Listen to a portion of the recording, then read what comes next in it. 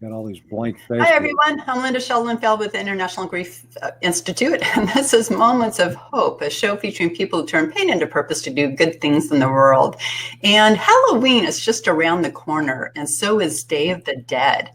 And why, with a society, a culture that's fascinated with faux horror, we spend upwards of $8 billion every year on Halloween, and yet we're frightened of a celebration down in Latin America that is been celebrated since the ancient times, called the Day of the Dead. And so to answer my question, I have with me tonight my good friend, and he's been a guest on here before and will be a guest on here again, Dave Roberts. Welcome to the show, Dave. Oh, thanks, Lynn. It's always a pleasure to be here with you. Oh, it's always fun doing shows with you. And so Dave, he is a psychology professor up in New York. You also have lost a daughter. So yes. You lead a chapter of the Compassionate Friends. You're also a coach with the Aspire Place. Yes. And you do all kinds of things to help people heal. You also have a rich understanding of cultural differences when it comes to death and loss. And so you're going to help me understand where my fear comes from for the Day of the Dead. Why is it that I can celebrate Halloween and all the fun associated with it, but the Day of the Dead strikes fear in my heart? Why is that? Well, I think there's a couple of good reasons for it. I think one is our society's general fear of death to begin with, and our reluctance to talk about death. When you look at a celebration like the Day of the Dead, it isn't about the fear of death or the fear of the dead. They have a specific period of time during the year where they invite the spirits of their loved ones to connect with them on Earth, and they view their coming back as a celebration of life, and they look at death as just a continuation in the whole cycle of life, death, and rebirth. So, and then I think that's why, because of the fact that we are so fearful of death, we are reticent to talk about death. We and a lot of times may not know how to approach individuals who are dealing with death. So it's just our general, the Day of the Dead. Plus it's associated. It does start on Halloween, when the souls of their departed children come in. So you take a look and they think of, well, it's an extension of Halloween. It's a part of the, it's associated with horror and shock, and it isn't. It's just it's a period of celebration where individuals in the Mexican culture celebrate the reunion of their living souls with their deceased souls and deceased spirits. And so do they not believe that their loved ones are around them all the time? They believe that there's only a window every year where those loved ones can interact with them. Is that how I'm understanding it? No, they have a window of time where they believe they make their celebration public, but they have believed that death is a part of the life cycle, and they believe that they can connect with their loved ones at any time. That period of time is when they actually celebrate it. And what's interesting about it, as you mentioned earlier, the Day of the Dead did kind of originated. The starting point for that was actually 3,000 years ago with the Aztec culture. And the Aztecs believed that death was kind of a continuity of that, was another stage in the cycle of life. And so it originated, and it was originally, I believe, a summer celebration. But in Mexico, it evolved where the Days of the Dead now, that period is, at least is October 31st, November 1st, and November 2nd. And what they do is they invite the spirits of their deceased loved one by age. So October 31st, I believe it's midday October 31st, the spirits of their deceased children will join them. Then they leave midday on November 1st, and then the deceased adults, the souls of their deceased adult relatives and friends come to join them. And then they depart on November 2nd. Now, there are some elements of Christianity, Linda, with this, is that November 1st is All Saints Day. November 2nd is All Souls Day, is when we celebrate our dearly departed souls. So the Day of the Dead and the beliefs that are intrinsic to that celebration of their deceased loved ones is right around All Saints and All Souls Days. So they just wrap them all together then, 1, 2, 3. Yep. Okay. Pretty much. And so why do you think that we don't embrace that in our culture? Because, I think back on Halloween when I was a kid. Back then, the masks were plastic with the elastic string around the back. And, Halloween was a fun time, and it didn't scare me at all. And yet when I see pictures of Day of the Dead, like the sugar skulls and things like that, a little bit of fear strikes my heart. And so is that because of the way that we were raised?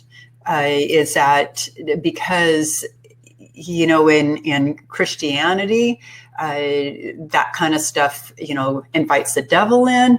What's the thinking there? Well, I think part of it is the fear of the unknown and the fact that we don't understand. I think the other part that you mentioned as well with Christianity, the other part that you'd mentioned with Christianity is that then there are some groups, some religious groups that believe when you call in, the spirits of deceased loved ones, it's sacrilegious. Right. So you don't do it for that. You don't do it for that reason. But I think the other part of that is when you see typically some of the things you see you see face paintings and skull paintings, and skulls are actually, or the sugar skulls are a representation of resurrection, or the cycle of life and death as we know it. And the other part is that you see some specific colors, and those colors have specific meanings. Like you can take a look at white. White is spirit and purity. Right. I think red is life or the blood of life. Yellow is that we are all one under the sun. Purple acknowledges the fact that they're of the mourning of those individuals who are left behind. So there are specific representations to those colors. And if you just understand that it is a festive time, they believe in celebrating the return of their deceased loved ones' souls in a way that's going to celebrate their continued connection with them. It's easy to get rid of that fear. I mean, look at some of the things that they do, Linda. They decorate altars. They put out the favorite food of their deceased loved ones. Okay. They put flowers out. They will invite people into their homes. They'll leave a door open in some places because they believe that a stranger might bring in the soul of their departed loved one. I want to say right there really quick in that, again, faux fear is big industry here in America, right? We have The Walking Dead. Yep. We have, movies, especially around Halloween. We have the movie Halloween. And so if we leave a door open in those kinds of settings, in the entertainment industry, it's a sinister type of thing. And so it's very hard because that's so ingrained in us through the faux fear and the faux horror, movies and such. How do you get rid of that and adapt it over and see it the day that it through the eyes of the Latin American cultures, where it's a celebration of life rather than something to fear? Take a look at how we celebrate the life of our loved ones now, after they walk on, or they cross over, or they die. However you choose to look at that, we incorporate a lot of the festive elements, I believe, of the Day of the Dead without knowing this. I mean, you take a look at your wakes. Okay, we go to funeral service. You will see memory boards that are festively decorated. You'll see at the end of like community tragedies. I think of Stoneman Douglas was the one thing, the mass shootings, and it's Stoneman Douglas, where you saw very festive. Not festive, but you saw posters. You saw very colorful banners. You saw impromptu memorials with flowers. Day of the Dead incorporates that same type, I believe, of those same type of connecting rituals or bonds that keep us connected. We do this anyway. We do this, we create a sacred space for our loved ones, for our children. We burn incense. We do this. But here we have a time limit. We have a self-imposed time limit. And, as much as we educate people and open that dialogue, there's still the mindset that if you are missing your loved one after 6 months or 12 months, you are stuck in your grief, or you're not processing it, you're in denial, or what have you. And so if we were to do that every year, some people would assume that we are not making progress through our loss and processing our loss. Yeah. And so it's a catch-22. Well, it is. And for me, I kind of bought into the standard assumptions about grief, earlier in my life, that it was time limited, that we grieved in stages, that if you grieved for in excess of a year, it was pathological. And then what happened is that a paradigm shift occurred for me after my daughter Janine's death in 2003. And I began to learn that we integrate grief, we work through grief, not by forgetting or grieving for a time limited period of time, but it's celebrating that bond and connection with our loved ones for as long as we live. Yep. Maury Schwartz, from Tuesdays, the Mitch album, he was a subject of Tuesdays with Maury, and who put his end of life journey out for everybody to see in the 1990s. And he talked about, death ends a life, not a relationship. So our relationships can continue to occur with our loved ones. We can continue to connect with our loved ones. And that is the way that I believe we've integrated grief. I never always believed that. But when you have a catastrophic event, is the death of a child, and as you know, with the death of a child, the way that you look at the world changes. Oh, yes. And it almost has to if you're going to work through it. And I had to entertain perspectives about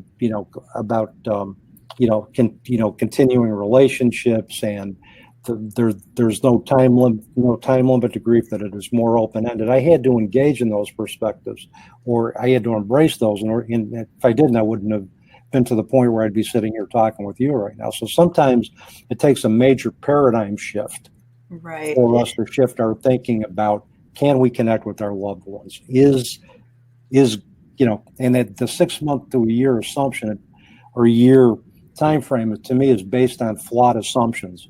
Right. Right. Anything over than that's going to interfere with the belief that happiness is the key to fulfillment. And I don't believe that anyway. I think embracing every emotion on the emotional spectrum, including happiness, sadness, anger, all of it has something to teach us. Right. And if we can embrace that, it makes us more genuine and whole. Right. So, crying and laughing are yin and yang, if you think about it. Both of them release energy. Yep. And yet we're so afraid of crying or allowing our sorrow to be visible to those around us, lest we make them uncomfortable. And that's what's ingrained in us. And so, going back to both of you and I have lost a daughter. Yep. And I feel Ellie around me. There's been times where she has let our family know without a shadow of a doubt that life continues on. And, she's got a sense of humor. But what's interesting about this is a conflict within myself. And the conflict is that if my daughter, deceased daughter, can interact with our family in a way that is full of love, then why am I so afraid of people, the Day of the Dead, interacting with their loved ones? Why that, it's such a quandary for me. I don't quite understand it, because, people who've lost a loved one often feel their loved one around, or get messages from them, and they're reluctant to talk about it because they don't want people to think they're crazy or fearful, or whatever. And so for us, we only talk about it among safe circles of conversation. Yet when we shift over to the Day of the Dead and all of that, then fear strikes our heart. How do you reconcile that? And I just want to say, for viewers who might have a question for Dave, feel free to type it in right now while we're live, and I can read it to Dave and he can answer. So you're welcome to join the conversation that way. And Dave, I'll keep an eye on those if anyone posts anything. Sounds good. If anything comes in after, I'll get on your pages, and I'll make sure I respond to everybody. So, and part of that too is that when Latin America, when America is a melting pot of people from cultures around the world. My own husband is not American, and so you know, when they come here and our view is so different from their own, that must be very awkward for them, you know, Yeah, to it's be probably to be here and not be able to celebrate the Day of the Dead because we think it's kind of, you know, we might open the door to some sinister, you know, demon or something. And I think there are some Mexican communities in the United States who do celebrate Day of the Dead, but it might be, again, with the whole thing with globalization and integrating into our culture, it may look a little different than it does in Mexico or maybe other in some parts of South America or Latin America. But what the Day of the Dead teaches us, and I think you're right. I think a lot of us are maybe afraid that if I feel Janine around me all the time. And I can say, I mean, in just a variety of different ways, her energy makes herself known to me, and I'm very free about talking with anybody, with you, and I don't have any problem making that public. But I think, as you mentioned, a lot of individuals who believe they have the ability to connect sit on it because of the fact that they believe they're going to be looked at as being crazy. So or not crazy, but or they'll be ridiculed. Is different or ridiculed. So they keep that to themselves. But in reality, we can connect with our loved ones if we choose to do that. I remember, you had Becky Ostel-Clausen on your show. Yes. And with Becky, she has made that, she made that connection, as with her brother. And she teaches us that, we can, if we're open to it and we welcome it, we can make our connections with our loved ones through meditation, through nature, through a variety of different things. And the fact that even now, I mean, I think we do this more than we will acknowledge. We incorporate aspects of the Day of the Dead of our own lives now, because we realize that to stay connected to the memory of our children, to stay connected to our loved ones, and to stay connected to the essence of who they are, going to help us get through grief. And we still celebrate that continued relationship. When we open ourselves up to doing that, we are going to get signs. We are going to get messages, because the distance between life and death in our two worlds really isn't that great. If we open ourselves, that the world is multidimensional. So, right there, yeah. When the Day of the Dead teaches us, they are very open with their celebrations. They are very open and they're very public with that for those 3 days. And if we as a civilization can learn that, we can learn something from that. In fact, we're probably already incorporating certain elements without us even knowing it. But it just reinforces that death is another phase in the cycle of life, and we can still connect with our loved ones and still create a space where our loved ones can connect with us, not just from October 31st to November 2nd, any time of the year. Well, maybe that's what it is that in our culture, we're so afraid of the cycle of life. We want it to be in the life, and that's it. And fear prevents us from seeing it from that bigger picture, that it is indeed a cycle, and we're all part of it. When I was in Switzerland last month, they are known for their churches, and their church bells are absolutely beautiful. And anyone watching this who's ever been to Switzerland can attest to the sound, the beautiful sound of those church bells in the villages, through the valleys and such. And we were in Bern, and we were touring an 800-year-old church when they kicked us out. They said, "I'm sorry, we need to close for a funeral." And at first I thought, oh, wow, I didn't realize they did funerals here. I mean, this is such an old church, historic, and people tour it every single day. And so they were closing for a private funeral. And it was about, half hour, 45 minutes later, we were there in the town, and the church bell started ringing. And it continued to ring, and it continued to ring. Now, those bells ring on the hour. They, symbolize all kinds of different things, but it continued on and on and on for about 20 minutes. And I finally asked someone, I said, "What's going on? Why is that church bell?" And he said, "Well, it rings like that for important events such as a wedding or a funeral." I thought, it's for the funeral that we, were kicked out so they could have this funeral. And it almost brought me to tears, because we don't do that here. No. We do not honor the loss of someone's loved one in such a public way. Mm-hmm. You know, this church bell was ringing in a city of 2 million people Mm-hmm. for everyone to know that, you know, a family lost their loved one. I thought that's just incredible. So going back to the Day of the Dead and the Latin America's celebration of it, Mexico in particular, what do the different elements mean? Their colors are symbolic. They've got the sugar skulls, and now I know what those sugar skulls mean, and I won't be so frightened of them. And I mean, from it sounds like, you know, little children carry them about. So if they aren't afraid, then I shouldn't be either. Right? And it's all, yeah, you're right. And it's all in the symbolism. I mean, flowers are also important too. I think particularly marigolds, because they believe, you know, the strong sense of flowers and food will attract the spirits of their deceased loved ones to their homes. And they also will extend their celebrations to the cemetery. Well, they will adorn, they will dress tombs up as banquet tables. They will decorate headstones. We do that too. We decorate our headstones. So we do that anyway in terms of honor our loved ones.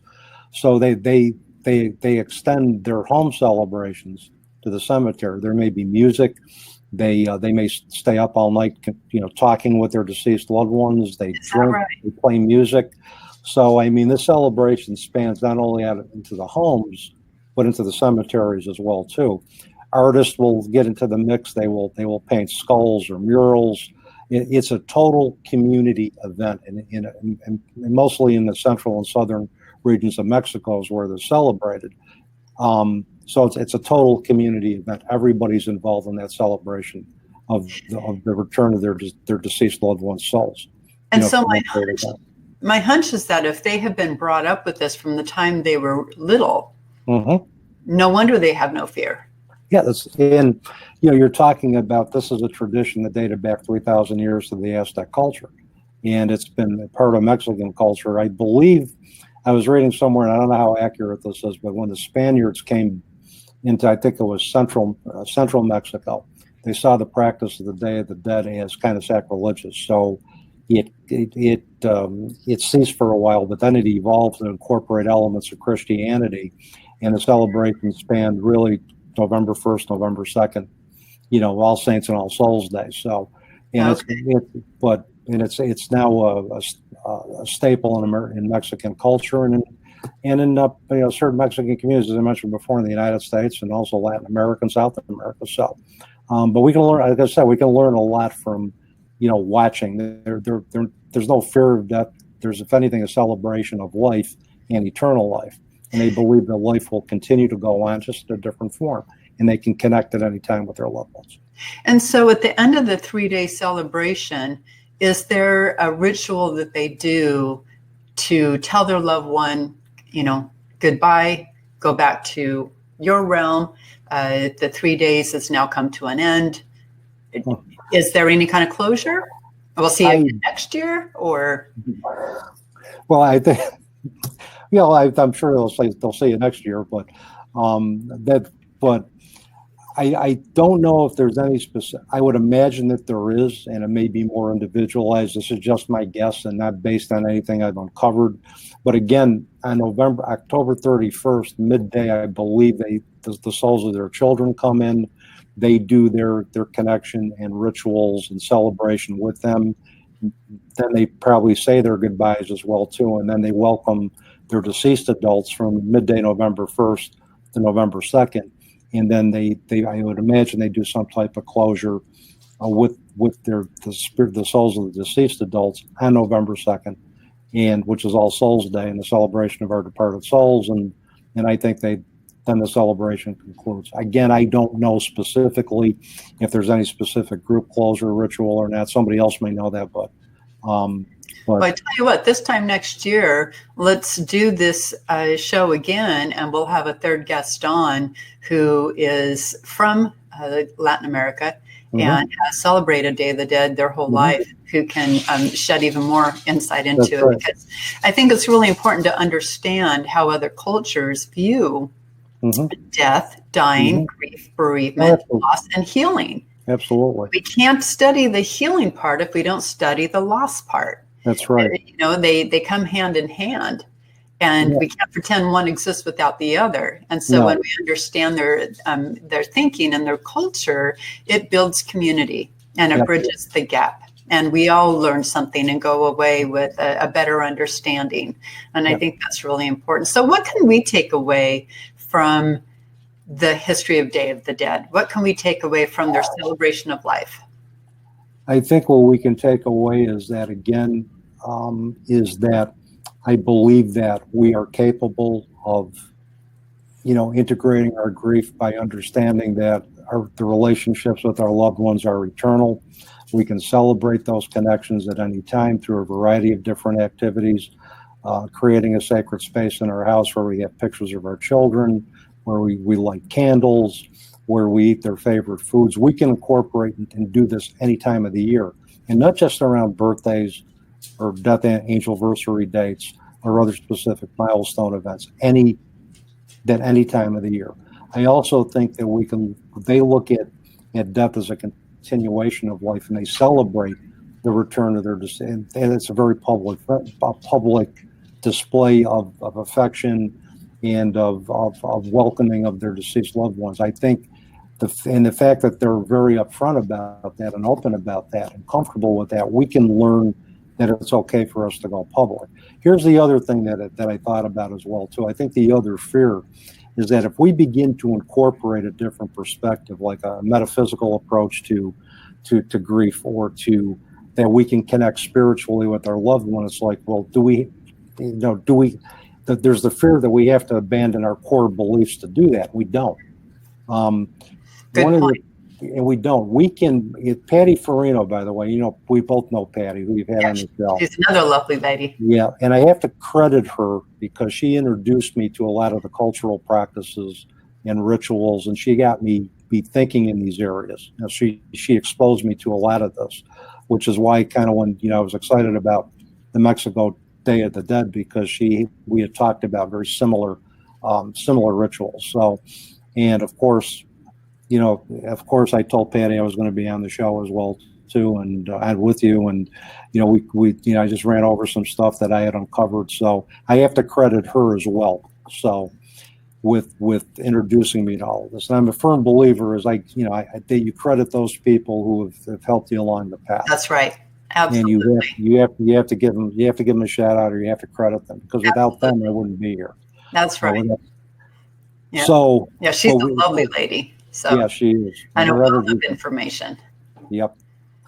Here's the other things that there's a fear that we have to abandon our core beliefs. Patty has taught me this, and I impart this to my students. I said, you can incorporate certain aspects in addition to your core beliefs.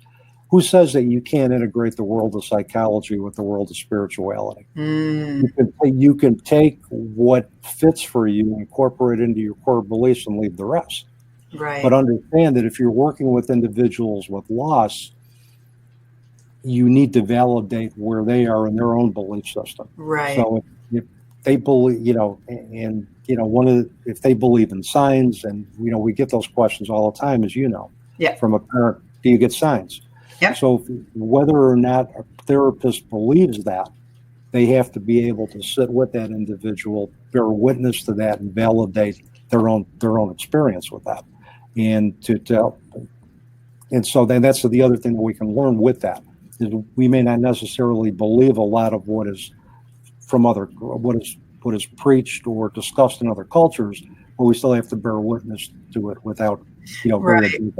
But we don't have to abandon our core beliefs to integrate new ones. Yeah, and I really like that you said that, because I think now, this year was the 10th year anniversary of our daughter passing. Sorry about that. My seat fell down, so I had to lift Oh it no, up. Are you okay? I'm okay. Yeah, but you're going to see me jiggling up and down, so but your viewers are going to think. Maybe that was your daughter saying, "Dad, you're talking about me." You're talking about, yeah. That was probably her way of messing around with my chair. Yeah. I think about one of the things that I believed before I processed Allie's death was that the heart could only feel one emotion at a time. And after we lost Allie, all I felt was profound pain. Yep. And you could not tell me nor convince me that the heart can hold joy the same time as sorrow, that you don't have to choose. And eventually, through my own processing, fast forward 10 years later, very much indeed, the heart can hold joy the same time as sorrow. And so when you talk about integrating, the experience of others into your core beliefs, you don't have to give up one for the other. That's right. You can adapt and adopt and make them your own.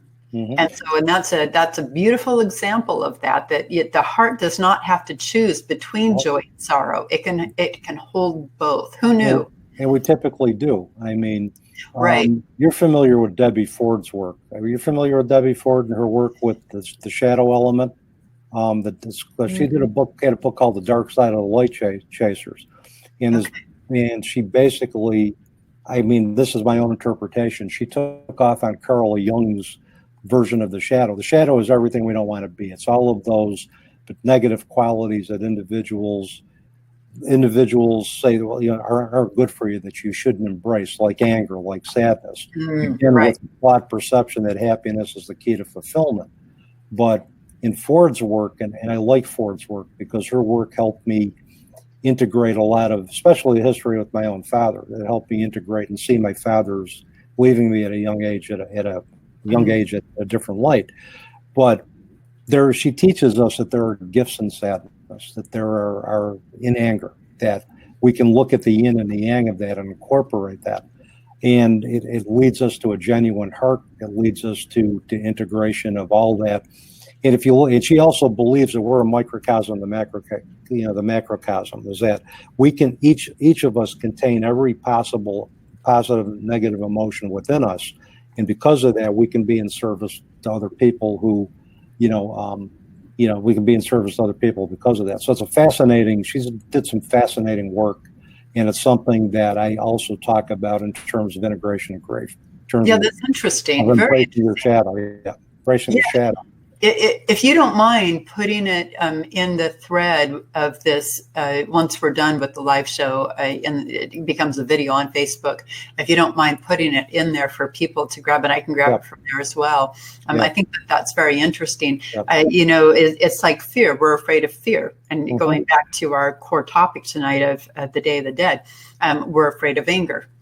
Yep. We're afraid of grief. We're afraid of, but each of them are a source of energy that can be catalysts, that can be used as fuel for good. Yep. And, that's where the yin and the yang, you think of laughter and crying. We're afraid of crying, but we embrace laughter. Absolutely. They produce the same results in the body, and they are the yin and yang. Yep. And so both laughter and crying are powerful and in their own right for the same reasons. And our human body is designed to do both. Yep. We don't have to choose. We don't need to suppress tears. And, so thank you. So for the Day of the Dead, is there anything that you want our viewers to take away? I think just that with the Day of the Dead is not as fearful as an event as it is many in society have made it out to be. It's something to not be feared. It's something to understand that the fact that we can be in touch with our own mortality can help us lead a more fulfilling life. And if you take a look at a lot of the Eastern religions, they do that. They entertain death as they come into this world knowing that death is a part of the deal, and they use the knowledge of their death to try to lead a more fulfilled life. So I think with the Day of the Dead, it teaches us not to fear death, that death is another part of the cycle of life, and it's something that we need to talk about more openly. And also, it teaches us that we need to honor and even more publicly honor those connections that we have with our loved ones, and not go in the closet about it. And just basically embrace that understanding that we can continue to connect with our loved ones integrate the essence of who they are into our being, and continue to have a relationship, that's going to continue to evolve as we evolve. Beautiful, beautiful. I want to take a step back before we say our goodbye. And a question that has been on my heart all day long about this topic is, what do we say to those people who believe that this is evil? The Day of the Dead is evil. Halloween is evil. There are certain families within our culture who refuse to allow their child to dress up and go out and trick or treat.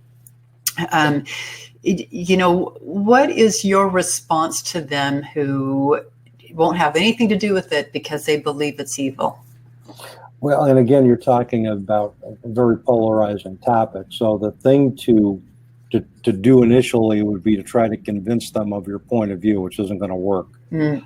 I saw an interview. I forgot, I was on a news show, and it was with an author who wrote a book about how to have conversations with, I think, difficult, not people, but people that have totally different beliefs than you do. And one question that he asked that kind of stuck with me is, if somebody told me I think it's evil, I would say, tell me how you came to that understanding that it was evil. Help me understand the events in your life that allowed you to come to that conclusion, because I'm interested in hearing about that. And then obviously, hopefully when that happens, that's going to give you an opportunity to talk about how you came to the belief that Day of the Dead isn't evil, or inviting the spirits of our deceased loved ones is not a form of sacrilege or exorcism or devil worship. So I think it's literally asking somebody, how did you come to that belief? And this way, you're not challenging what they believe. It's how did you come to that? It'll help you understand, and sometimes giving them the opportunity to talk it through helps them to understand. Yep. So I like that. I'm going to use that. So thank you, Dave. I really appreciate you joining me tonight and helping me understand about the Day of the Dead, and that I don't need to fear the sugar skulls. And in fact, I love sugar, so they always look very enticing. Right. And especially with the paintings as well too, and with the colors and everything. Now, if they were painted like frosting, that would be even nicer. Sugar and frosting, and get a nice sugar high. But now, if they threw a little bit of chocolate on top there, I'm in heaven. So. Yeah, but yeah. So that's good. That's I think that's all I got. Unless you got something else for me. No, I appreciate it. It really helps because and growing up with Halloween being a fun, festive time my whole life, and then in another culture, there's the Day of the Dead. I never understood it. And I grew up with not my family, but people around saying that, that was evil and that kind of thing. So I wanted to understand it. I wanted, having lost a daughter, I see death very differently than I had before. And it really changed my perspective. And so I wanted to understand it. And I figured the way that I'm thinking is that if I'm wondering about it, likely there are others as well. So thank you for joining us tonight and clarifying and bringing all your wisdom and expertise and knowledge to the show. As always, Dave, it's a pleasure. It's always a pleasure. I look forward to doing it again with you, Linda. Absolutely. So next time, join us in 2 weeks, where my guest will be Dr. Sarah Stein. We will be talking about crime cases, true crime cases, and what is known as the missing white woman syndrome here in America. So join us 2 weeks from tonight. We'll see you next time. Have a great night, everyone.